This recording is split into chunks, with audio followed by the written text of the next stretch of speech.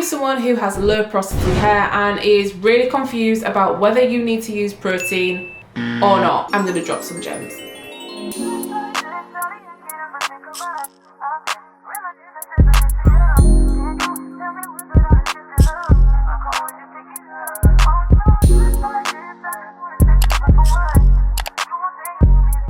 What's up people, welcome back to my channel. It's your girl Kiki, and if you are new here, I do all things curly hair tips, product reviews and styling.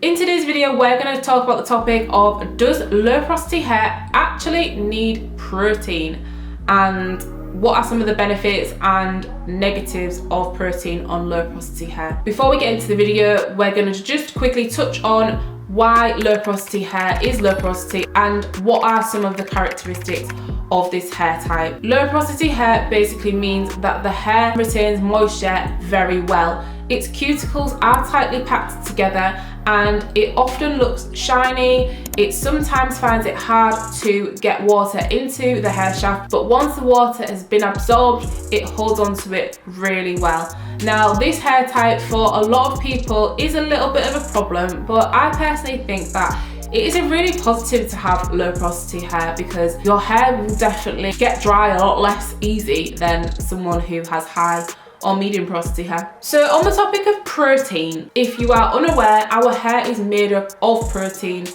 namely keratin.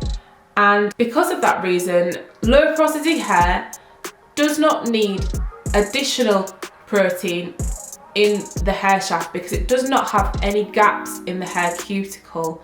So when we see a hair strand that is low porosity, it will be typically nice and smooth in comparison to someone who has high porosity hair, who may need some of those extra proteins to fill in the gaps and make the hair stronger and appear shiny and smoother than someone with a low porosity hair. Often, if you have low porosity hair, you will find that products with protein in them you may not like. You may not even like coconut oil due to the way it's structured and the protein in it. This is not uncommon for low porosity girls to avoid things like wheat protein and keratin in their hair products because it just doesn't get on with them at all.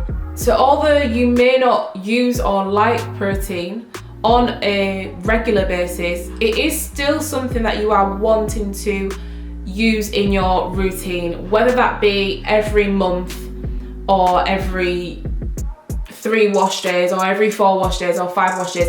It is still something that you want to implement into your routine. And if you are noticing that your hair is experiencing any lack of elasticity, or you have excessive frizz, or your hair is not bouncing back like it was before, then you might need to incorporate a light protein treatment into your regimen. Something that is not massively strong. So I'm not saying go out and buy the Apogee 2-step treatment or anything like that. You might just want to opt for something very light in your deep conditioner, like the Miel Babasu deep conditioner, which is a combination of protein and moisture, or maybe the Sheer Moisture protein power. Something that is quite light and conditioning, as well as that little bit of added strength into your hair care regimen. So ultimately, if you do have low porosity hair, you are going to want to implement protein into your hair care regimen infrequently. On the other hand, some low porosity curlies do not experience negative effects with using protein. They may use it on more of a regular basis within their leave-ins or their gels, and their hair may actually thrive off protein. So just because you have low porosity hair doesn't automatically mean you should avoid protein at all costs. It just means that maybe if you are experiencing some of the negative effects of using protein, you need to just scale it back a bit and use it less frequently within your hair care regimen. Comment down below some of your favourite products for low porosity, and you can check out my playlist on some recommended products for this hair type, and I will see you in the next one.